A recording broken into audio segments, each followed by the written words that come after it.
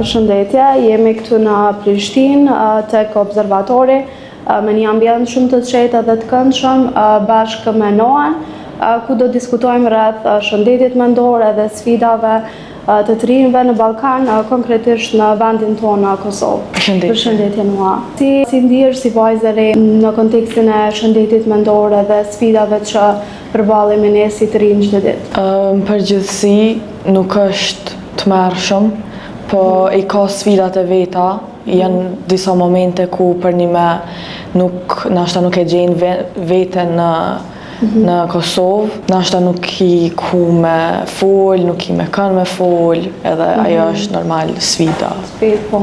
Do me thënë, ke gjetë vetën që nuk e pas përkraje të mjaftueshme prej personave caktuar, ose ndoshta edhe nuk ke ditë ku më u drejtu? Personalisht nuk ka qenë ajo situata, po shumica njerëzve besoj që mundën me pranu faktin që ndonjëherë me njerëz të caktuar janë disa emocione që nuk bisedohen, sepse mendojnë që ka paragjykim, ose ai personi në fjalë ka menduar që është i dobët apo jo i fortë mjaftueshëm për me vazhdu atë miqësia. Do me thënë pjesën e paragjykimeve. E sa i përket profesionistëve të shëndetit mendor, ke gjetë ndonjë person që ka qenë i besueshëm edhe ke mujt me nda emocionet ose momentet kur je ndjen ndoshta jo mirë emocionalisht? Personalisht po, fakti që edhe jetoj në Prishtinë, po kam shumë simpati ndaj njerëzve që nuk jetojnë në Prishtinë ose jetojnë më larg qosheve të Kosovës edhe do të më ardhë deri në Prishtinë, për shembull, për me folë me një profesional për çështjet e tyre ose problemet e tyre, ose edhe jetojnë në Prishtinë, po nuk kanë para mjaftueshëm ose nuk mundën me përballu çmimin e një profesionali për të mirën e shëndetit të tyre mendor. Po.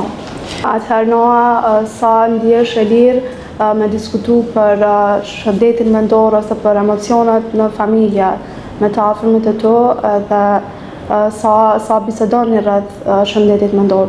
Jam shumë e fatë se në familjen time të ngushtë besojmë fuqishëm që shëndeti mendor është shumë i rëndësishëm, kështu që mundohemi me kanë sa ma të hapën me njëri tjetrin, po e shoh se ka njerëz që nuk e kanë këtë praktik në familje, kështu që besoj që gjithë do të me fillu me praktiku, me folë për shëndetin mendor, sidomos me njerëz që i mas afërmi për te vetja dhe që i dënë mas shumëti.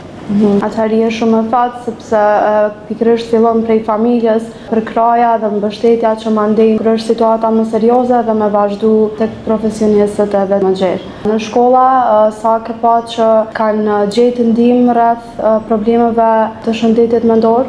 Deri në shkolla që kam deri tash, gjithat kam pas psikologe në shkollës, edhe kam pas shumë nxënës që edhe kanë gjetë ndihmën e duhur te psikologja dhe kanë di të sigurt, mjaftueshëm. Cili mendon që është problemi më i shpesh tek të rinj sot që ka nevojë për trajtim tek profesionistët e shëndetit mendor? Besoj që problemi ka qenë që nuk janë hap me dikën kur problemi ka një vogël, edhe ai problem veç ka fillu mu akumulu edhe mu mbyll në vete edhe veç u rrit deri ku nuk mjafton me fol me një shokun ose shoqen ose me prind, edhe do të me shku te profesionisti, kështu që është shumë mirë me kanë të hapën, paktën me një njeri që e beson. Konkretisht në cilat probleme hasën të rinjt sot që ka nevojë për trajtim? Mas shumëti është ankthi, sidomos gjatë vitit shkollor, ku ka shumë provime apo pyetje me gojë edhe dihen shumë ankth, edhe besojnë që nuk është asgjë, po ai ankth vetëm grupohet edhe rritet edhe deri formohet probleme mendor. Atëherë Noa, sa i përket shëndetit mendor edhe pjesëve se si ne ndihemi, a ke gjetur ndonjëherë veten që je ndje kaq dhe të kanë ndiku rrjetet sociale dhe të kanë reflektu në gjendjen tënde mentale?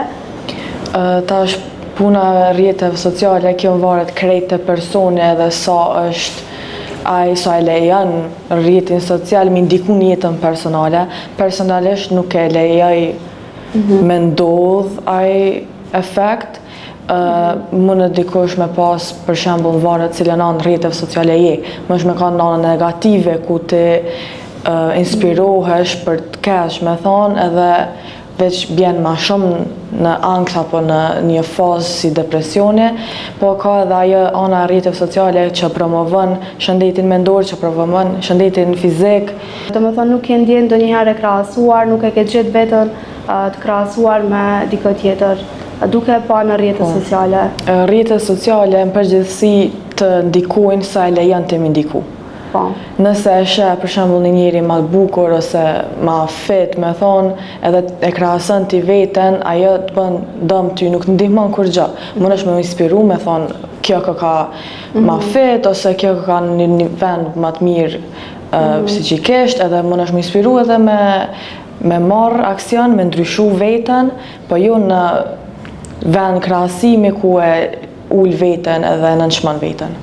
Do me thënë dallohesh edhe nga ajo që tregon është që ke pikpamje dhe përdorën për aspektin pozitiv, që patjetër që rrjetet sociale dhe mediat në përgjithësi luajnë edhe rol për anët pozitive, për ndërgjegjësim të shëndetit mendor, patjetër. Mirë po, kohëve të fundit ndjeshëm tek trind vetbesimin duke u krahasu dhe jo që domosdoshmërisht rrjetet sociale janë vërteta, njerëzit shfaqin imazhe ashtu si dëshirojnë me pa, për ndryshe prej realitetit, edhe kjo ndikon pastaj që shumë të rinj, por edhe më të rritun e gjejnë veten duke u krahasu dhe duke u ndjetë pamjaftueshëm me veten e tyre. Po pra shumë e saktë ajo që the që na shfaqim në internet ma të mirën e vetes, normal që nuk kena me vendos foto ku nuk dukemi bukur ose ku nuk dukemi ose kur jemi kaq, kur jemi në ankth. Nuk ndodh ajo, kështu që pse ti me krahasu veten me një foto që nashta është edhe Photoshop e nuk është fare e vërtetë.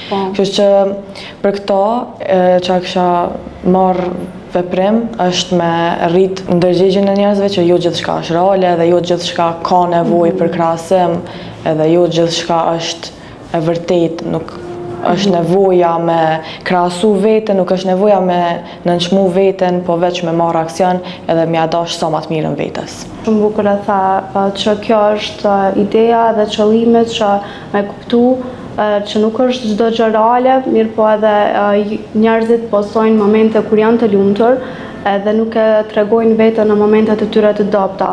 Kështu që ndoshta prej këndvështrimit të personit ose triut që shikon është në një moment keq edhe ndjen që vetëm ai po i përjeton këto, të tjerët janë të lumtur edhe kjo patjetër që ndikon edhe te shëndeti mendor edhe te gjendja jone përditshme, që pastaj e pengon edhe funksionimin e detyrave dhe rutinave të përditshme si të rinj.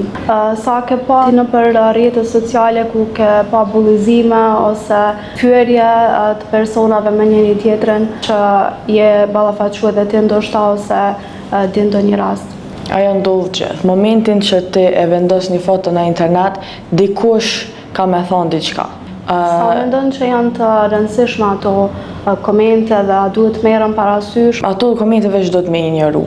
Nëse ti e lejon veten me mendu për to, ato edhe te një pikë kanë mu bë të vërteta. Jo të vërteta në atë kuptimin që e ndryshon diçka te vetja, po e sheh veten ndryshe. E sheh veten për shembull me çat pikpamje të atij personit edhe ajo normal që ka me të ndiku negativisht në shëndetin tënd mendor. Kështu që ato komente edhe komentet negative, normal nëse është kriticizëm që të ndihmon me ndërtu veten më mirë, ajo duhet më marr parasysh, ajo është normal. Po nëse është vetëm koment për pamje sidomos, ajo nuk do të më marr parasysh fare. Sa mendon që është e nevojshme vizitat e psikologut dhe sa mendon që duhet të ndryshojmë diçka ne si profesionistë të shëndetit mendor për ta fituar vetëdijen dhe besimin tek të rinjt që të trajtohen për problemat ose vështirësitë që ata mund të hasin? Nuk besoj se problemi është jo si profesional të shëndetit mendor. Problemi është që në Kosovë, edhe në Prishtinë, edhe pse është kogja ma avancume se le të themi zonat rurale, ende është stigma që nëse shkon te psikologu je i çmendur, le të thojmë. Po nëse shkoj për shembull te psikologu, nuk do me thonë që jam e çmendur, veç do me thonë që e du veten mjaftueshëm edhe respektoj veten mjaftueshëm për m'ia gjetë vetes ndihmën që e meritoj. Për me jetu një jetë të mirë edhe gjatë, le të themi. Pra e përmendët edhe ju që problemi është tek stigma dhe jo tek psikologët, por çka mendon që do duhet bënim ne për ta ndryshuar ose për ta zbut këtë stigmë? Postime në media sociale, kampanja me shku nëpër shkolla, me përhap fjalën. Tjetër nuk e besoj që mund është me ndryshu mendimet se cilit njeri, po nëse ja ndryshon të paktën dove, ajo është mjaftueshëm për ata njerëz.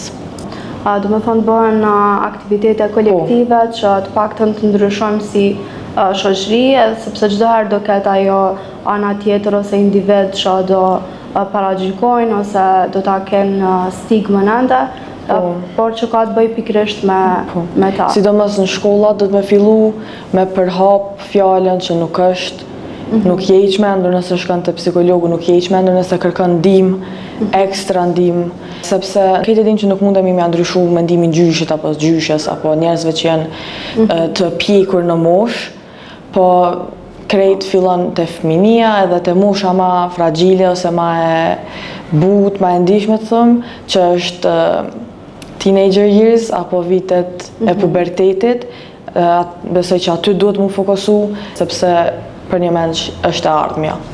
Përveç psikologut, cilën e gjen ti si terapi tëndën personale që të bën mirë edhe të bën ta te i kalosh dhe një sfidë ose vështërsi që mund ta kesh? Krejt njerëz do me thonë e kanë një hobi që e bajnë për me ja hek vetit mendjen për problemeve që i kanë. Personalisht, unë kam qef me lexu ose mira gitares, mas shumë të kam dëshirë do me thonë me mësu fizik edhe astronomi, po fatkeqësisht në Kosovë, si edhe mu edhe plot njerëzve tjerë, nuk ju jepet kjo mundësi për shembull me praktiku ose me implementu çka dojnë ata. Patjetër që mandej kjo ndikon edhe te shëndeti mendor i rinjve kur nuk e kanë mundësi me realizu ëndrrën ose pasionin që dëshirojnë me zbatu për të ardhmen e tyre, mirë po vendi, shteti nuk i ofron ato mundësi edhe ajo patjetër që ka me të shpru edhe detyrohesh me ndjek diçka që ndoshta nuk e ke pasion, por ato janë mundësit. Po. Çka do i kishe sugjeru të rinjve për shëndetin mendor? Bëhuni vetvetja. Nuk i ndihmoni kërkujnaj as rrethit, as vetes nëse nuk jeni vetvetja edhe jeni komplet tjetër njeri kur folni me shok. Nëse doni me ndru personalitetin, ata nuk janë shoqënia për ty. Nëse duhesh me u sill si je mirë, nuk mundesh me shprej veten që nuk jetu një mirë në atë moment, ajo ka me të ndiku keq në shëndetin mendor edhe nuk të bën mirë as ty as rrethit. Kështu që bëhuni besnik vetvetes, që ndrojeni të vërtet, nëse keni nevojë me fol me dikën, atëherë ma mirë është me fol me dikën se sa me i shkaktu vetit probleme ende më të mëdha. Mandej kjo reflekton edhe të tjerët, ajo energjia që e ndjen vetën tënde, patjetër që ka me reflektu edhe në punë, edhe në familje, edhe që ka me akumulu edhe me shkaktu ndoshta edhe probleme më ekstrema.